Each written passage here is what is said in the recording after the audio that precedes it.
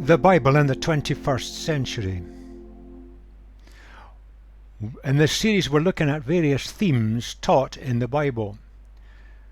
This is the first of a series of 4 presentations where we're going to look at the meaning of the cross of Jesus. We shall start by looking at the evidence about the actual crucifixion and the death of Jesus. The meaning of the cross of Jesus, Part 1.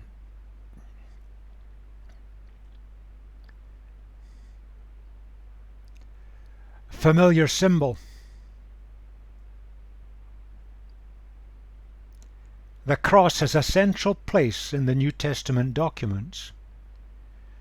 It has a central place with the followers of Jesus today as at all times. And yet the cross is an instrument of torture, central in a religion. It was used by the Romans to terrorize conquered peoples. The death was so awful. It's regarded as the most barbaric and humiliating form of torture, leading to a very slow death. How could the cross be the central theme in the biblical text? Let's just look back at the history of this. You could describe it as a deliberately slow and painful execution, by which the condemned person, always a man, is tied or nailed to a large wooden cross and left to hang until dead, every breath causing pains to shoot through the body. And you could last for hours or even a day or two. If you look at its history, it's first found in the 6th century BC in the area where the Assyrians lived, so it's possibly and probably invented by them. But it was discovered by Alexander the great army commander, the Roman army commander, in one of his campaigns. He brought back this method. Eventually it was abolished in the Roman Empire, 337 AD. Just too barbaric. But in recent years it's reappeared. It was used in Japan a few centuries ago against the followers of Jesus from the West and those Japanese who had come to follow Jesus. And it was used there just simply to eliminate them, to stop others moving from Shintoism into Christianity. But it's also been used much more recently in several countries, 1 Buddhist and 3 Islamic states. And it's been used on the followers of Jesus to terrorize them and to stop anybody daring to leave their religion to become a follower of Jesus.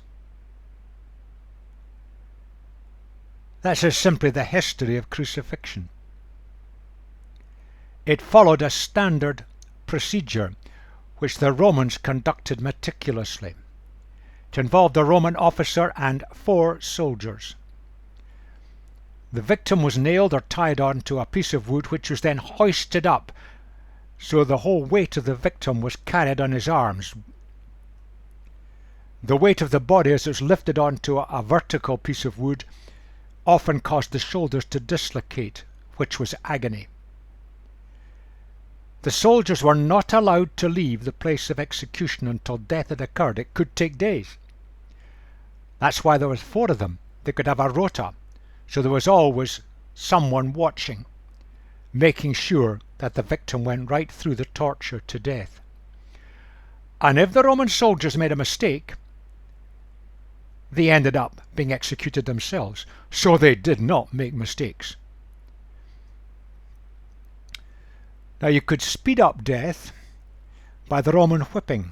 A Roman whipping was absolutely brutal. The whips that were used, made of leather, had studded into the leather pieces of metal and bone. The victim was stripped naked, tied up. and then whipped from both sides by Roman soldiers, and literally the entire flesh of the back of their body was ripped off them. The rib cage could often come right through. People died from that whipping. On a cross, you died of dehydration and blood loss. You could speed it up by breaking the legs, because you can't breathe when you're hanging on your arms. You've got to press up with your feet, and they were nailed on, so every breath was agony. Or you could simply kill the victim by piercing them upwards through the heart. These are relevant in the execution of Jesus. Usually death occurred by asphyxiation. The person simply didn't have enough energy left to breathe. And often the body was just left there to be scavenged by birds and animals. The torture on relatives was enormous, and it was designed to terrorize a population, to say, well, if you don't do what we want, this is what might happen to you. And it brought conquered peoples quickly to heel.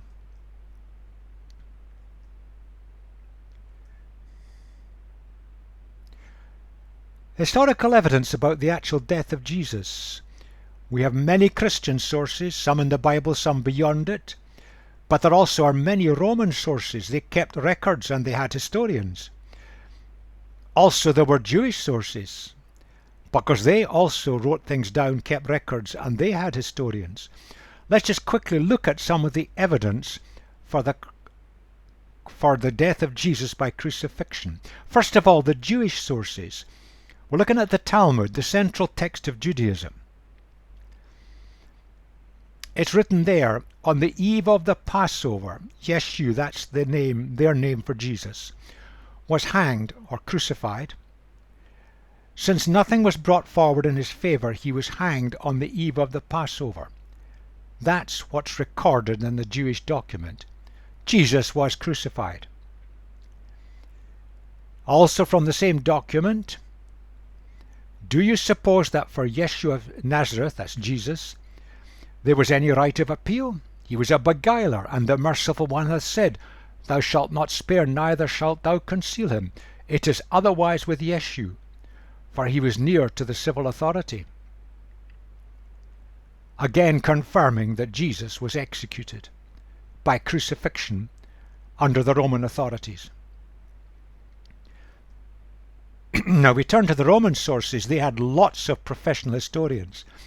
Tacitus was famous, and he was no sympathizer for the Christian way. He was just a straight, honest Roman historian, but also a politician. He wrote, Nero fabricated scapegoats. Nero was a later emperor, and punished Christians, as they were popularly called. Their originator, Christ, had been executed in Tiberius's reign by the governor of Judea, Pontius Pilatus. Now that's recorded about 116 AD. A highly reliable Roman historian. Jesus was crucified. Now Josephus was a Romano-Jewish historian, but basically he came from the Roman side. He wrote, and this is still in the 1st century, and he was not a sympathizer of the Christian way, but he was a straight, honest recorder. That was his track record. At this time there was a wise man called Jesus, and his conduct was good, and he was known to be virtuous. Many people among the Jews and other nations became his disciples. Pilate condemned him to be crucified and to die. But those who had become his disciples did not abandon his discipleship. They reported he'd appeared to them 3 days after his crucifixion, that he was alive. Josephus records this. He didn't accept it, but he records this. Jesus was crucified. Series of small references. a man called Lucian of Samosata, the man who was crucified in Palestine because he introduced this new cult into the world, referring to Jesus. Thallus, Samaritan-born historian. He's quoted.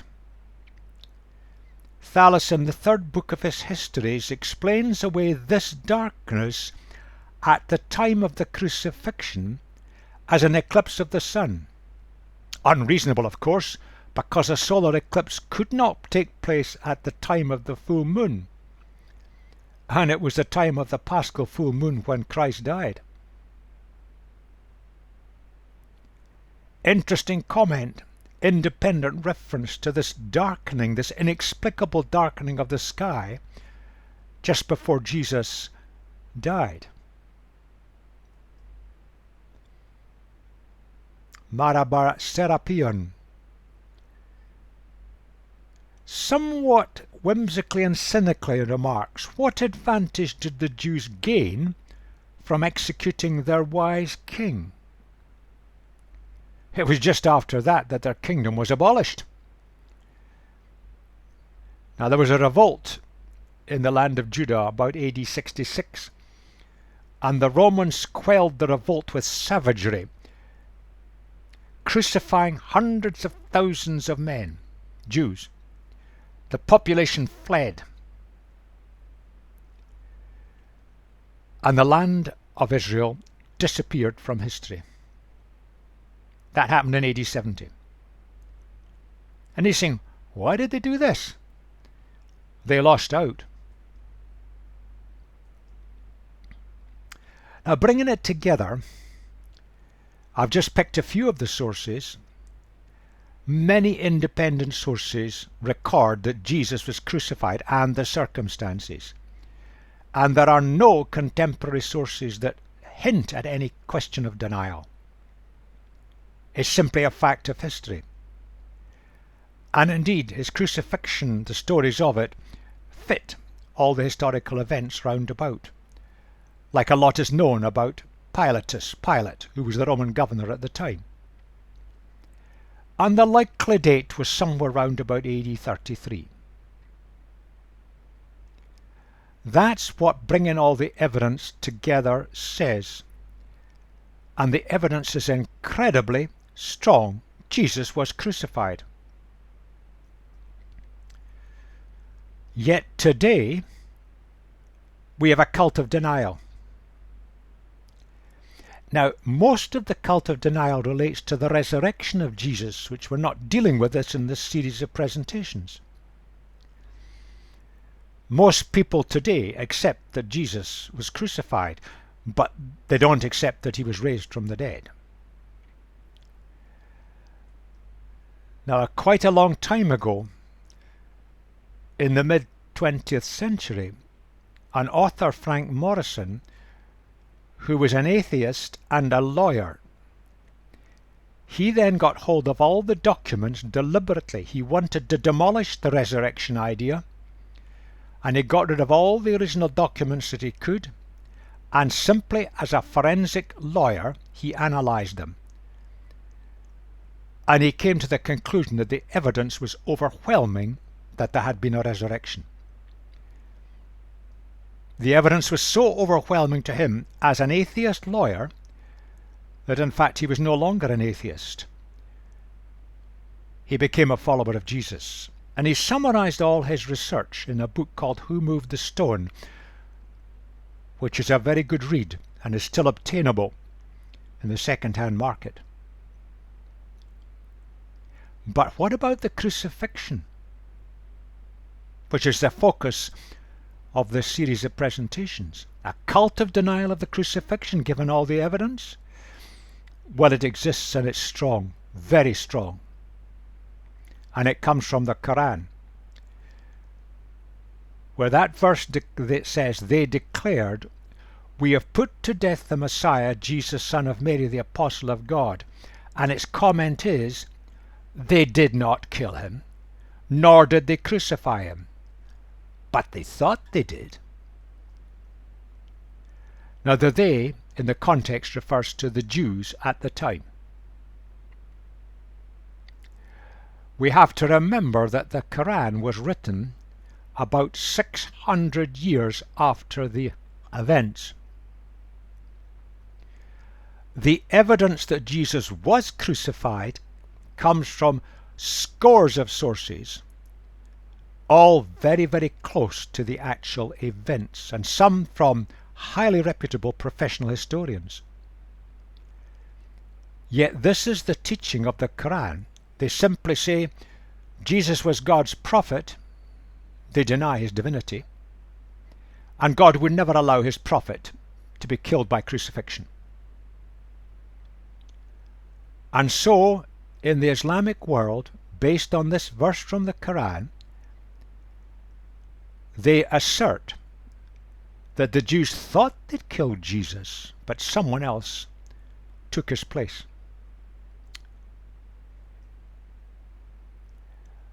Now, they left it hanging at that point, but this contradicts all the evidence.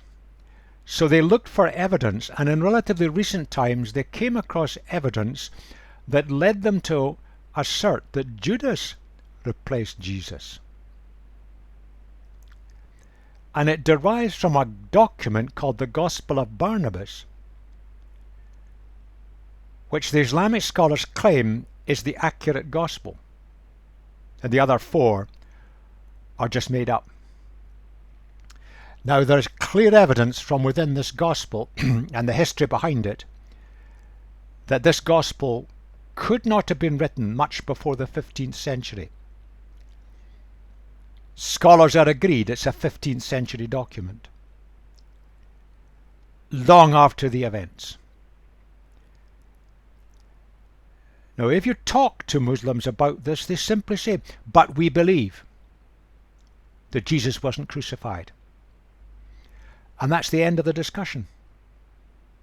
Evidence doesn't come into it. Objective evidence is ignored. You see, the assertion contradicts the total consistency of the historical evidence. And actually, it's a lovely illustration of how religion is full of things that are largely make-believe. That's all religions, not just Islam. Things that are just made up. We human beings can be incredibly gullible. But we've got to go back and look at evidence and base our understanding on evidence. And the evidence is very strong. The Romans had a standard execution procedure that they followed, and they followed it on pain of death.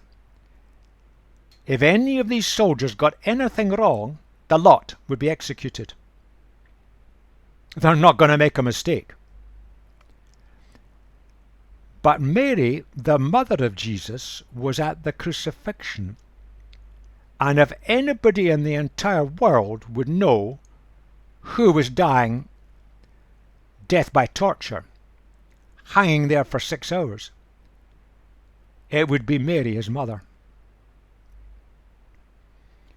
We need to look at the behavior of Jesus when he was on the cross. Nobody could have said or done what he did.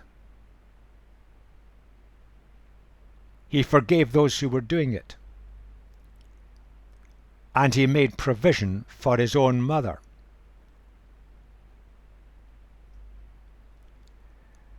But what is overwhelming is that there is no whisper of any substitution anywhere in any of the contemporary records of the time.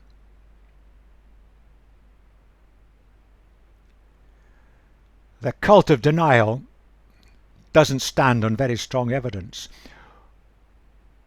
The historical facts are, and the evidence is overwhelming, Jesus was executed by Roman crucifixion somewhere about AD 33, but the reasons for it,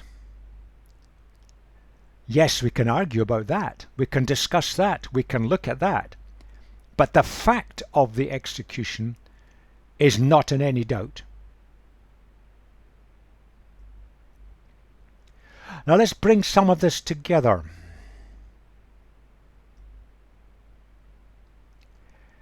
The historical facts are crucifixion was invented somewhere around the 6th century BC.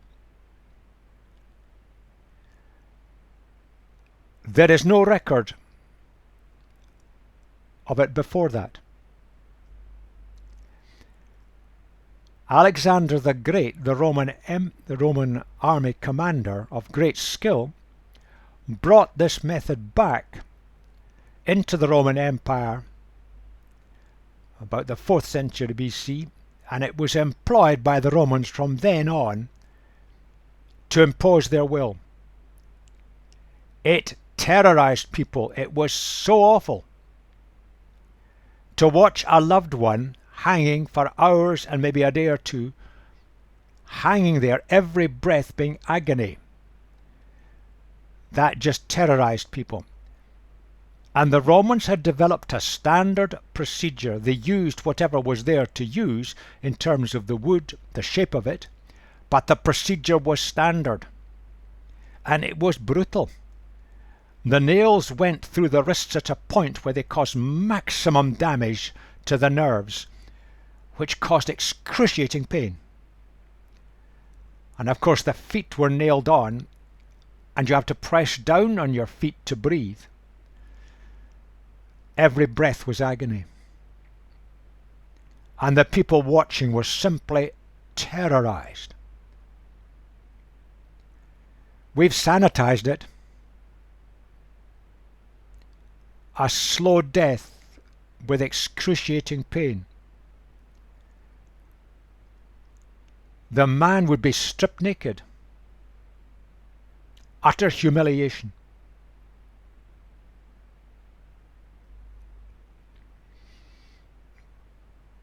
And this has been studied by historians. The victim was always killed. The Romans made sure of that,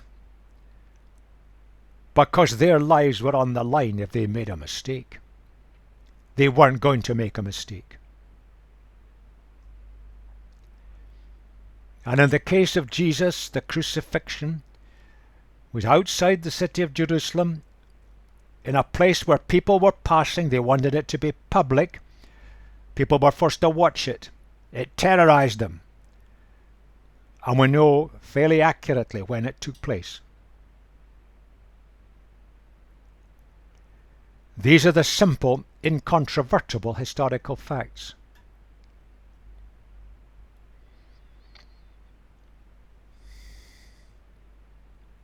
We've taken our evidence from multiple sources. The Romans were not sympathetic, but they recorded it. The Jews were not sympathetic, but they recorded it. The Christian writers were sympathetic. They recorded it. And the records are amazingly consistent. The historical facts are beyond reasonable dispute.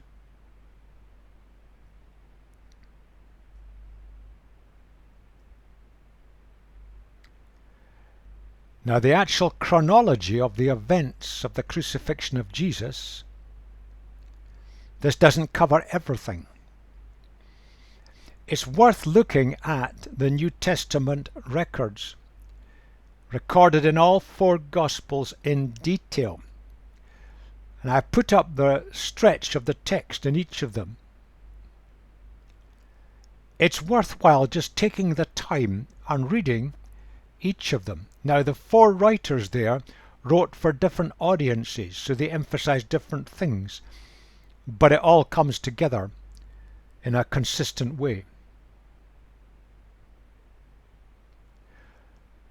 On the Thursday evening, Jesus was captured by Jewish armed guards. His location had been given away by Judas. There was an overnight trial, which in Jewish law was illegal.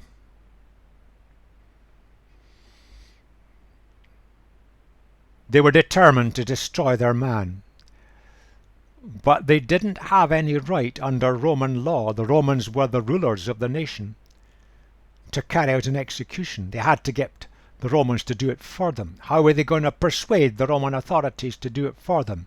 The Romans didn't want to get involved in religious niceties of the Jewish people. The Jewish leaders took him to the Roman governor, Pilate. The governor saw through what they were trying to do. But they worked on him, overtly threatening him with unrest. So he gave in for peace. He was an insecure man. But he had Jesus whipped, and that involved mocking by the Roman soldiers. The whipping was so severe that it could kill a man. Jesus survived that whipping. It's possible that Pilate hoped that having put Jesus through the whipping, some sort of humanity would come to the Jewish leaders and they wouldn't demand crucifixion. He was wrong. They wanted Jesus executed. And the way the Romans would do it would be crucifixion. He was taken to the place of crucifixion, a public place, and strung up at 9 a.m. The events were watched by his mother and some of his other friends. We do know that John the disciple was there. But there were others who knew him, watched it. They knew it was Jesus. His mother was away from her hometown, up in the north. Jesus makes provision for one of his followers to look after his mother. A strange darkness kind of fell on the land between about midday and 3 o'clock in the afternoon, noted by historians.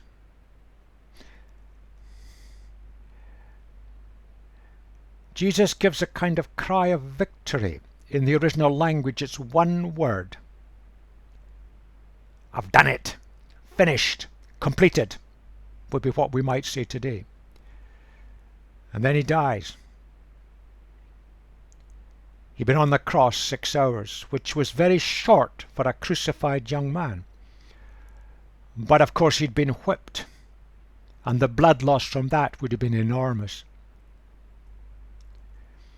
It's recorded that in the Jewish temple in Jerusalem, the inner curtain at 3 o'clock was ripped from top to bottom. Now that Jewish curtain separated off the inner sanctuary area where no one but the high priest could go just once a year, because that was the inner presence of God. And in a strange way, the death of Jesus opened the door for humanity to gain access to God. But we'll look at that in later presentations. Moving on into the later afternoon. The Jewish authorities didn't want people hanging, be crucified, because the next day was a Jewish Passover. So they went to the Roman authorities. The religious nicety is more important than people being tortured to death. The Roman authorities, just wanting peace, decide, well, we'll just kill them all. The two men who were crucified with Jesus, who hadn't been whipped, they were still alive. The Roman soldiers just took a mallet and broke their legs. Death came within about 2 minutes. You can't breathe. Merciful release. When they came to Jesus, they found he was dead, but the Romans had to be certain that he was dead. So one of them took a Roman javelin spear, thrust it upwards under the rib cage into the heart cavity. That alone was fatal. Now the bodies would normally just hang there. But two followers of Jesus, two men of some wealth and means, they asked permission to take the body down, and they got that permission from the Roman authorities. They took the body down, wrapped it in the basics of grave clothes. They had to do it in a rush because the Jewish Sabbath started at 6 p.m. So they buried it in a nearby unused cave tomb, which was a common practice for those who were wealthier in the Jewish culture. Normally a cave tomb would be used to have many bodies of dead people from a family. This one had been newly cut and nobody was in it. The actual burial was watched by several women. And then the tomb was sealed, a huge stone that would take several men to push across the entrance. And then they used a kind of wax-like material to seal the stone onto the surrounding rock, so that if the stone had ever been moved, the seal would have been broken and it could be seen. Now that was all done before 6 p.m. on the Friday. Now in this presentation we just simply looked at the facts, the evidence, before we move on to the meaning. The death of Jesus, the meaning of the cross of Jesus. Jesus was crucified and he died. In the next presentation we're going to start to look at the meaning of this from the perspective of the Old Testament.